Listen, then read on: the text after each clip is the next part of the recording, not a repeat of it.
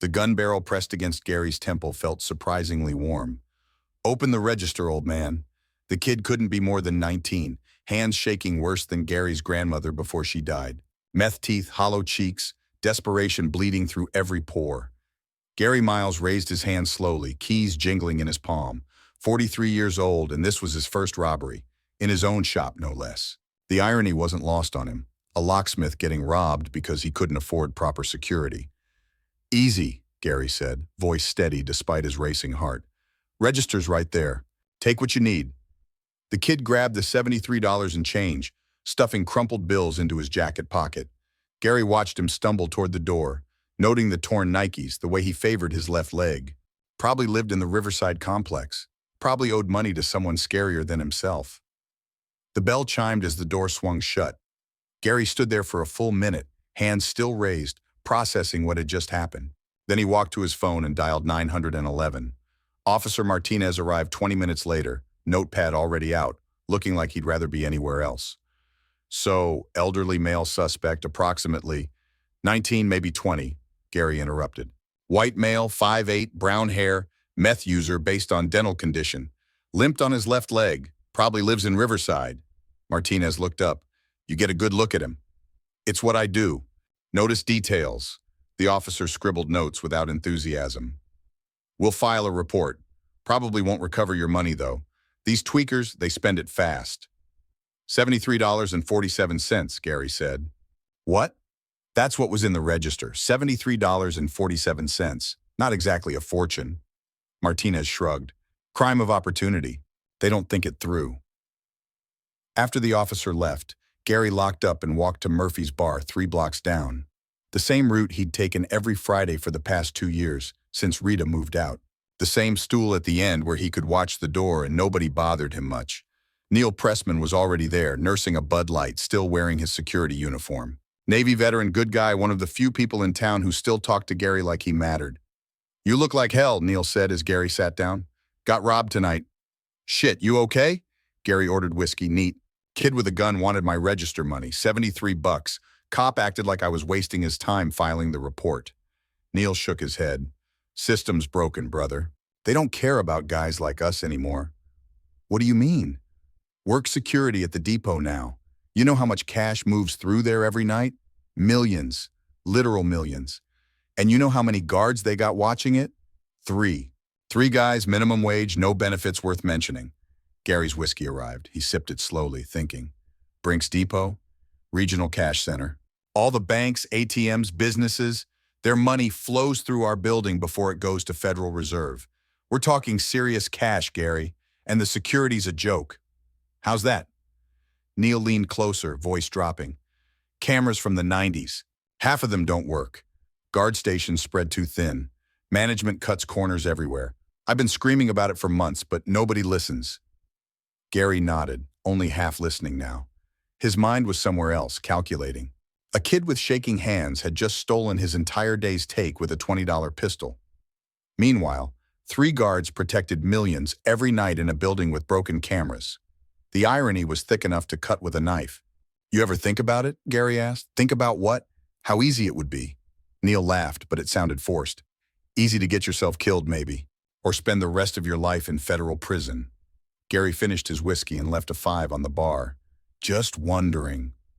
Walking home through empty streets, Gary's mind churned. Rita's medical bills sat in a stack on his kitchen table. $37,000 from her emergency surgery last year. They were divorced on paper, but he'd co-signed everything when they were married. The debt collectors called twice a day. His shop was failing. Locksmiths weren't exactly in high demand anymore. Smart locks, electronic security, facial recognition.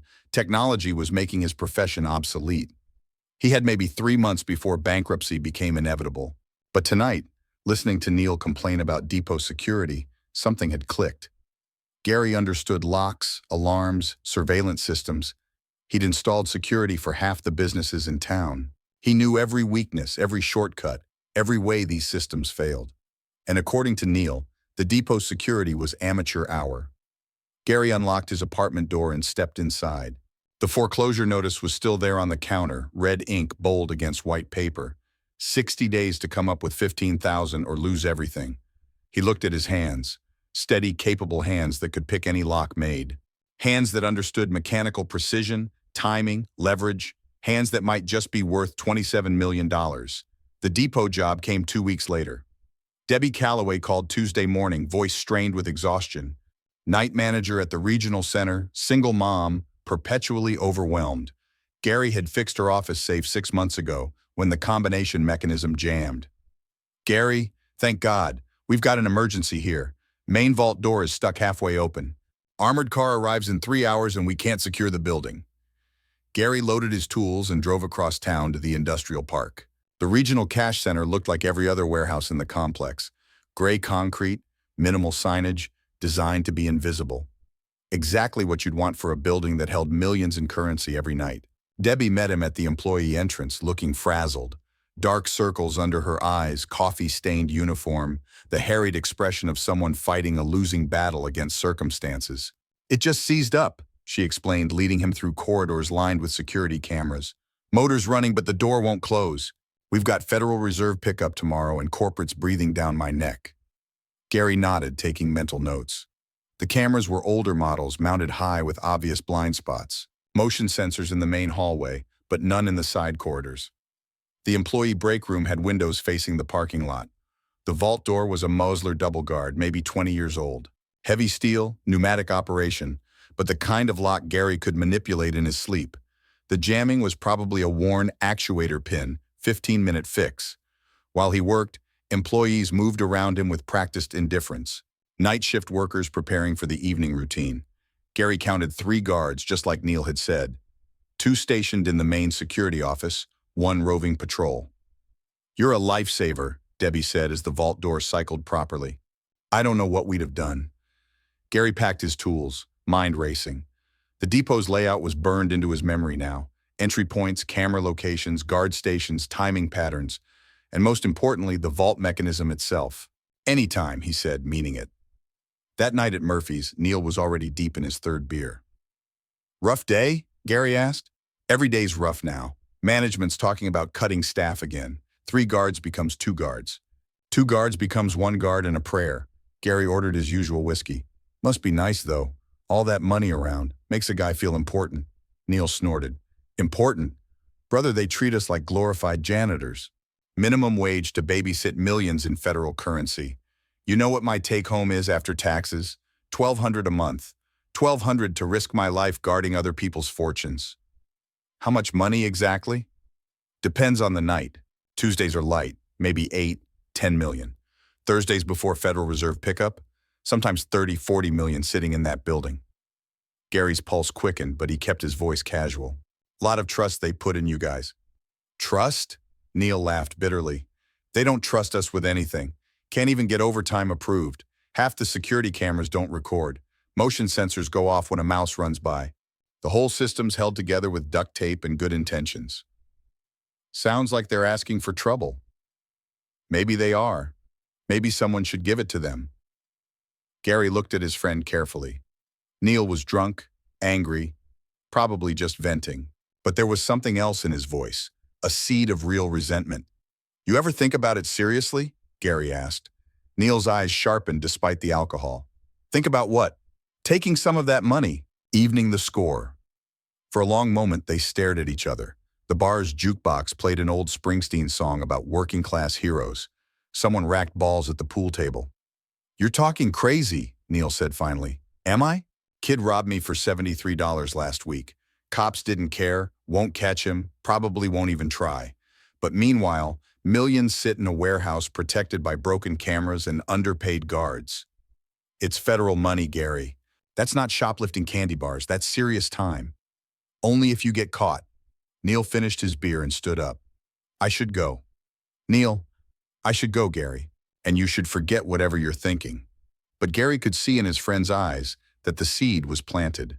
Neil walked away, but he didn't say no.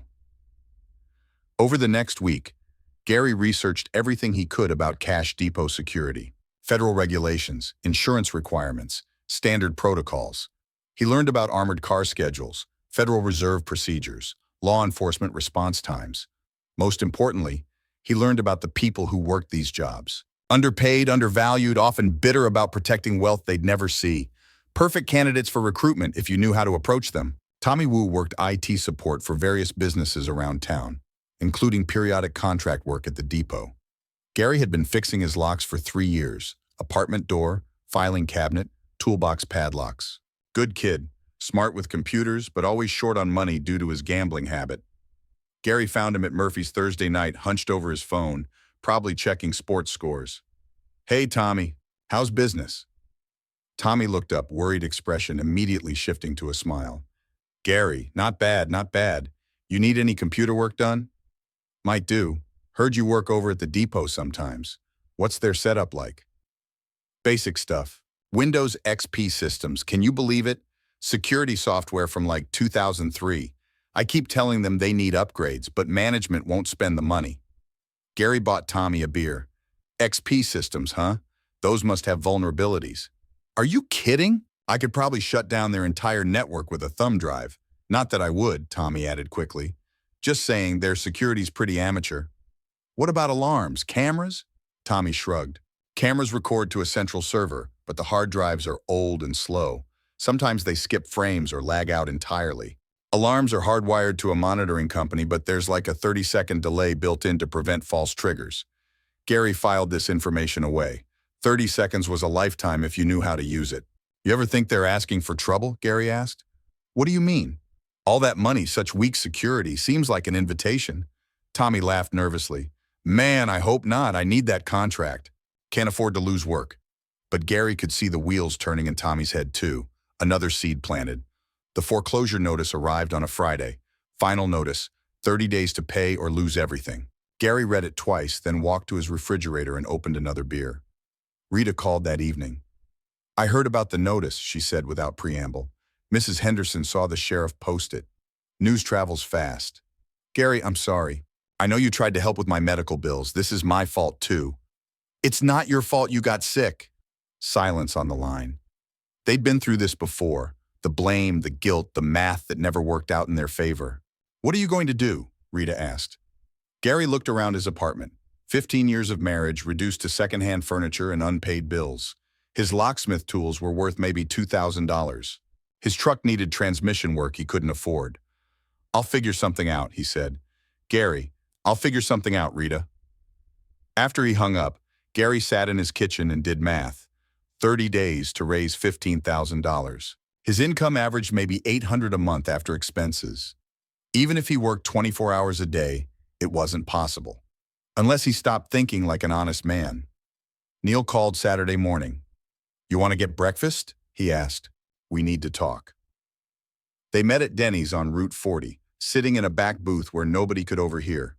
Neil looked like he hadn't slept much. "I've been thinking about what you said," Neil began. "What did I say?" "About the money. About evening the score." Gary waited. "Here's the thing," Neil continued. "I've been working security for 12 years, Army before that. I've never stolen so much as a pack of gum in my life. But watching all that cash move through every night, while I can barely make rent, it does something to you. I understand. Do you? Because I'm not talking about some movie bullshit. I'm talking about real federal crime, FBI investigation. 25 to life if we get caught." Gary leaned forward. "What if we don't get caught?" "There's no guarantee, Neil, there's no guarantee about anything. Tomorrow you could get laid off and lose your security clearance. Tomorrow I could lose my shop and end up homeless. We're already living on borrowed time." Neil stared at his coffee. "What are you proposing?" "I know the depot's security better than they do. You know the guard schedules and procedures. Between us, we could plan something that actually works." "Just the two of us?" "We'd need help with the technical stuff, computer systems, alarms, but yeah, small crew. Fewer people means fewer problems." Neil was quiet for a long time. Finally, "How much money are we talking about?" "Thursday night before Federal Reserve pickup. Probably 25, 30 million. "Jesus." "Split 4 ways, that's 6 million each. Enough to disappear forever." Neil rubbed his face. "I can't believe I'm even considering this. You wouldn't be if the system wasn't rigged against us.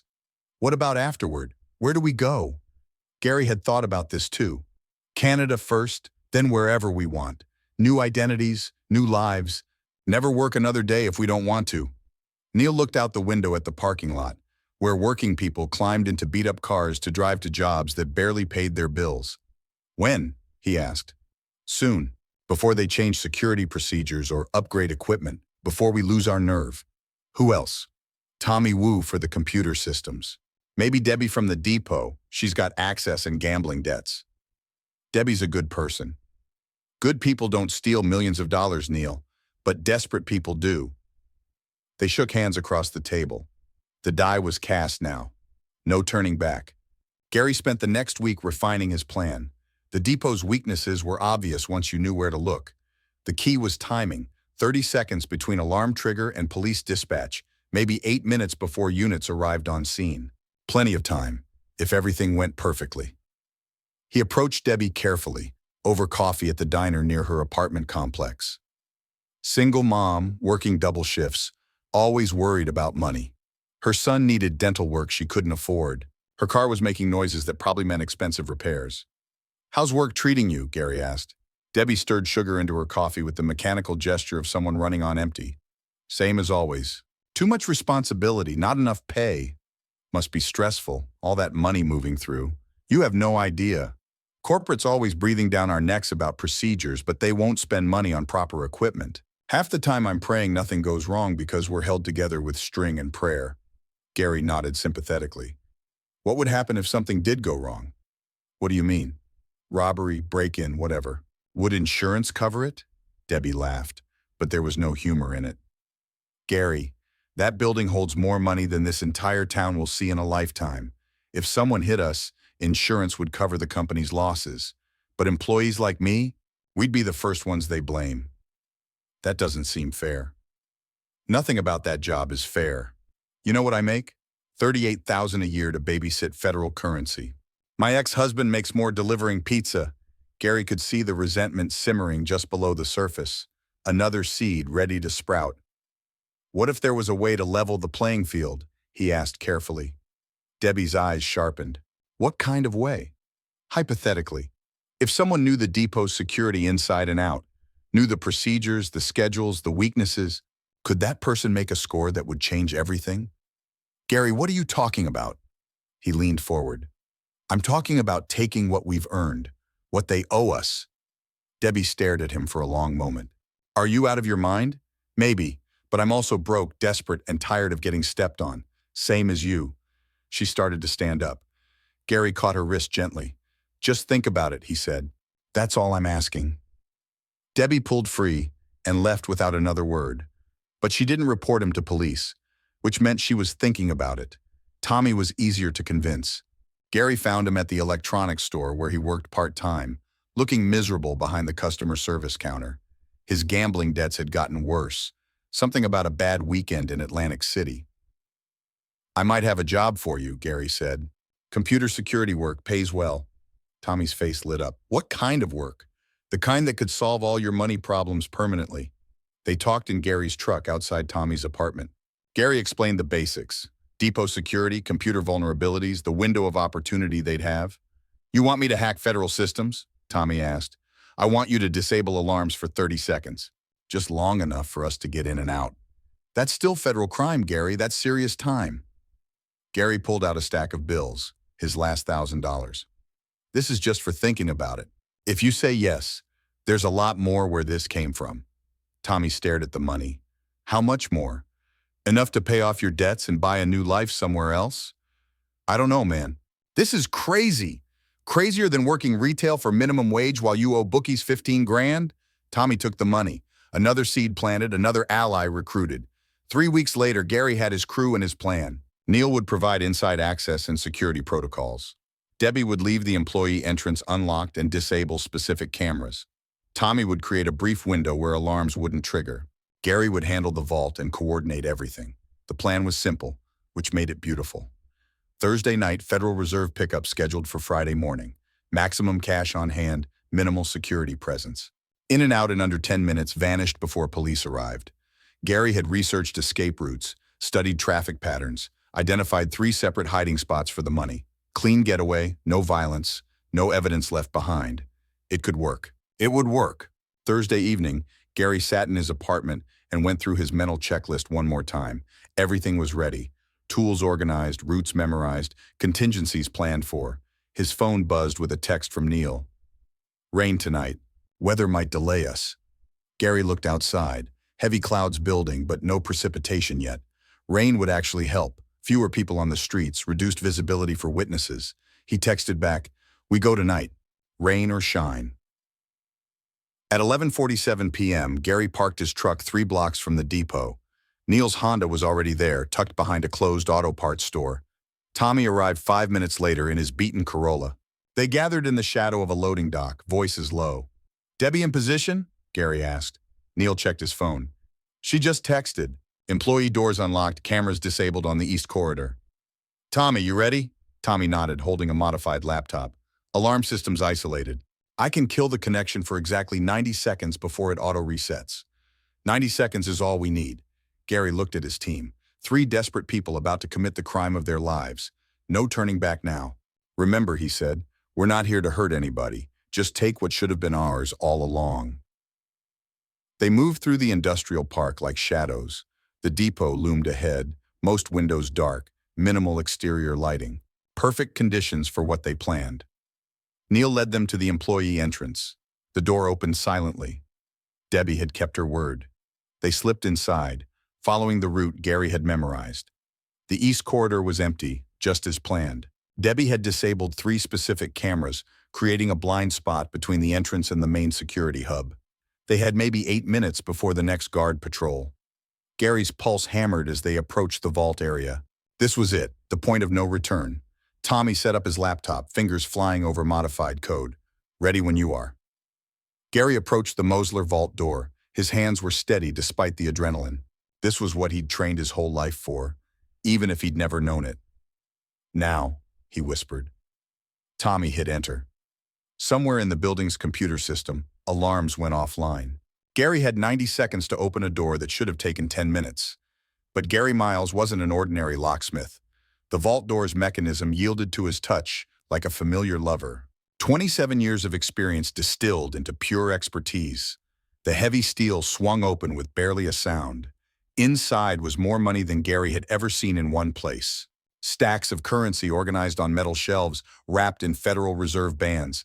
Hundreds, 50s, 20s, all crisp and new. "Jesus Christ," Neil breathed. "Start loading," Gary said, pulling industrial garbage bags from his jacket. "We've got 6 minutes." They worked in disciplined silence, filling bags with systematic efficiency. Gary had calculated they could carry approximately $15 million in cash, enough to change their lives forever. But halfway through loading, disaster struck. The building's backup generator kicked in with a mechanical roar, flooding the corridor with emergency lighting. Someone had triggered a secondary system Tommy hadn't accounted for. "What the hell?" Tommy started. "Keep loading," Gary commanded. "We adapt." Footsteps echoed from the main hallway. A guard making early rounds, probably investigating the power fluctuation. They had maybe 2 minutes before discovery. "Gary, we need to go," Neil hissed. "One more bag." "Now, Gary." Gary grabbed a final stack of hundreds, stuffing them into his jacket. $13 million in garbage bags, plus whatever he could carry. Not the full score, but enough. They moved through the blind corridor like a military unit. Gary could hear the guard getting closer, radio crackling with status updates. 30 seconds to the exit door, 20 seconds, 10. They burst through the employee entrance into the rainy night just as shouts erupted behind them. The guard had found the open vault. "Split up," Gary ordered. "Rendezvous point in 2 hours." Neil and Tommy ran toward their cars with half the money. Gary took the rest and disappeared into the maze of industrial buildings, heart pounding with triumph and terror. He'd done it. They'd actually done it. For the next 48 hours, Gary felt like a ghost haunting his own life. The news broke Friday morning. $27 million stolen from Regional Cash Center, FBI launching full investigation. The biggest heist in state history. Gary went through the motions of normal life. Opened his shop, answered calls, fixed locks. But inside, he was calculating. The money was hidden in 3 locations he'd scouted weeks ago. His crew had followed protocol. No contact, no unusual behavior, no stupid mistakes. They might actually get away with it. Agent Mona Fletcher arrived in town Saturday afternoon. Gary watched from his shop window as the black SUV parked outside the depot. FBI credentials, designer suit, the kind of sharp intelligence that made careers out of catching people like him. She spent the weekend interviewing employees, reviewing security footage, building a profile of the perpetrators. Gary knew she'd eventually focus on anyone with access and expertise, including him. Monday morning, she walked into his shop. "Mr. Miles, Agent Fletcher, FBI. I understand you did some work at the depot recently." Gary looked up from the lock he was rebuilding, keeping his expression neutral. "Fixed their vault door a few weeks ago. Why?" "Just routine follow-up. Can you tell me about that service call?" "Vault door was jammed halfway open. Worn actuator pin. 15-minute job." Fletcher made notes in a leather portfolio. "Did you observe anything unusual about their security procedures?" "Like what?" "Camera placement, guard schedules, anything that struck you as odd?" Gary shrugged. Wasn't really paying attention. Just focused on the mechanical problem. Fletcher studied him carefully, sharp eyes taking in details. Gary forced himself to remain calm, just another local businessman helping with routine inquiries. "Where were you Thursday night around midnight?" "Home, probably. Thursday's usually when I catch up on paperwork." "Anyone who can verify that?"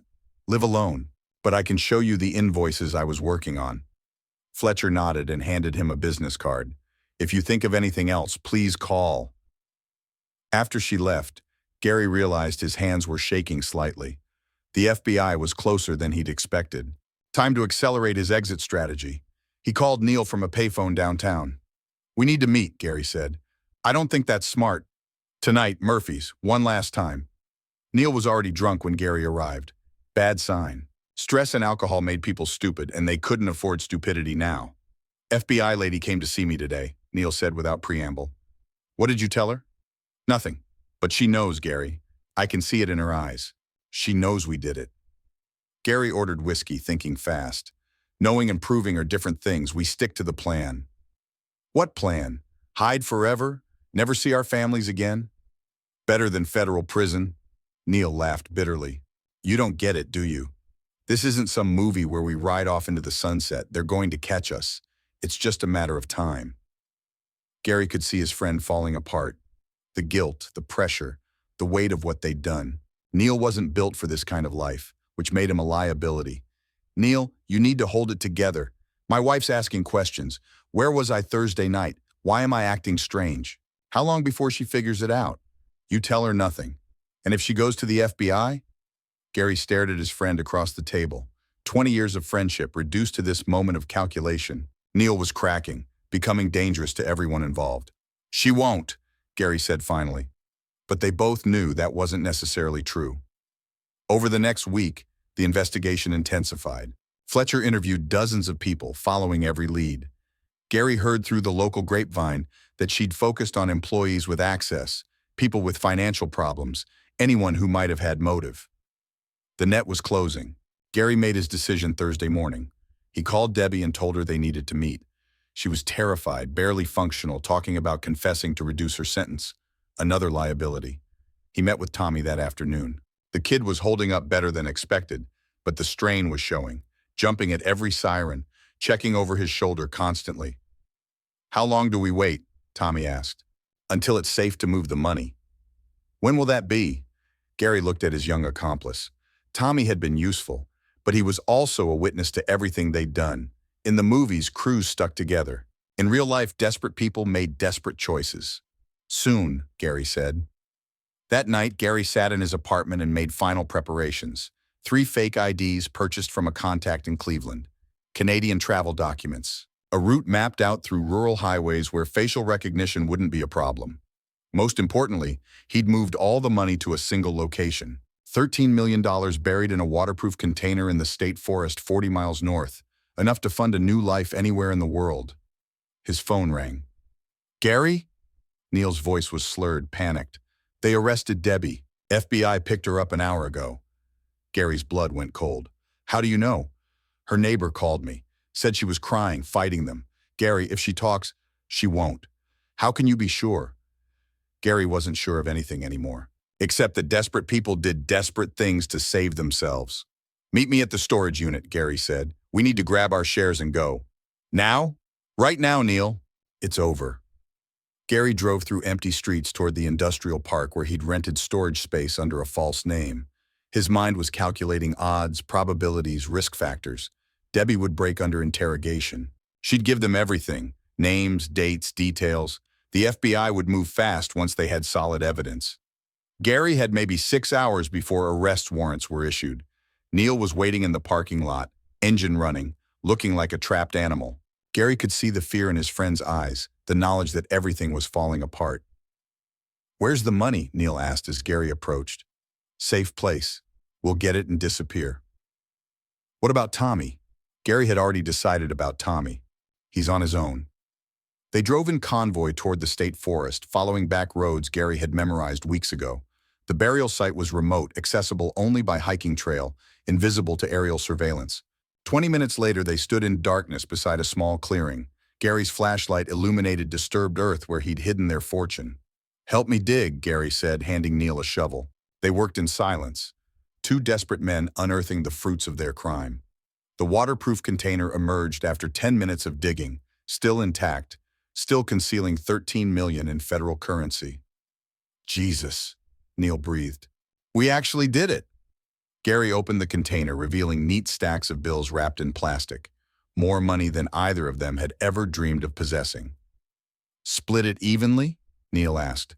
Gary looked at his friend, his accomplice, his co-conspirator, his liability. Neil knew everything about the heist, every detail, every participant, every hiding spot.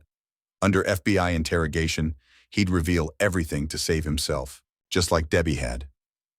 "Gary?" Neil was looking at him strangely. "You okay?" Gary's hand found the pistol he'd brought from his truck, a .38 revolver purchased legally years ago for shop security.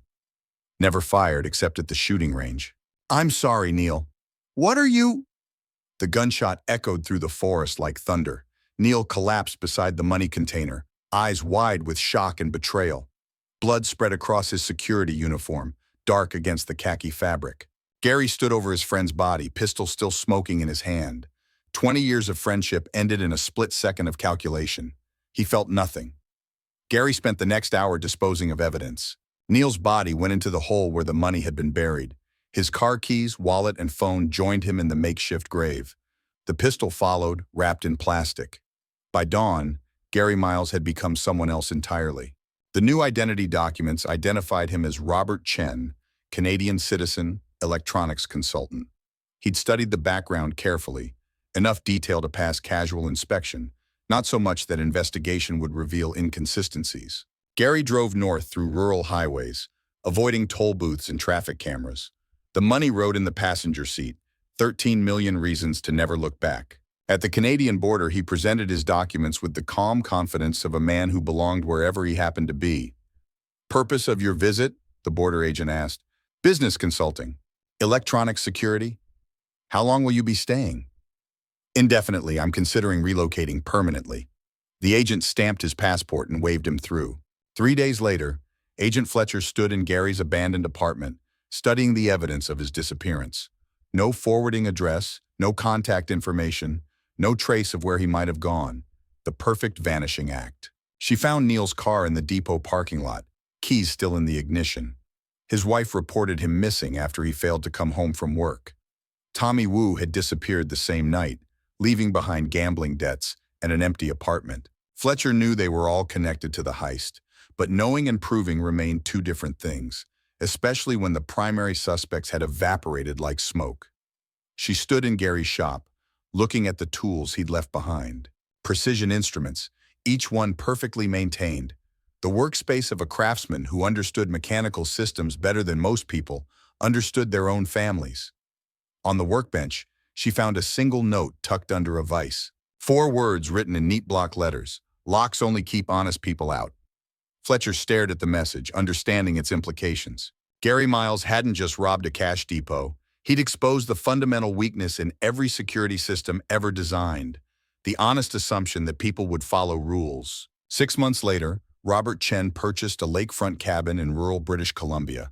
Cash transaction, no financing, no paper trail connecting him to anyone named Gary Miles. He spent his days reading, fishing, learning French from online tutorials. The money was invested carefully through offshore accounts, generating enough passive income to fund a comfortable life indefinitely. Sometimes he thought about Neil, buried in unmarked woods 3,000 miles away. Sometimes he thought about Rita, probably still struggling with medical bills. Sometimes he thought about Agent Fletcher, undoubtedly still searching for ghosts. But mostly, Gary Miles thought about nothing at all. He'd won. Against every odd, despite every obstacle, he'd beaten a system designed to crush people like him. The poor kid who'd robbed his shop with shaking hands had stolen $73.47. Gary had stolen $13 million and his freedom. On a crisp October morning, Gary stood at the edge of his property, looking out over pristine water that stretched to distant mountains. The air was clean, the silence complete, the future unlimited.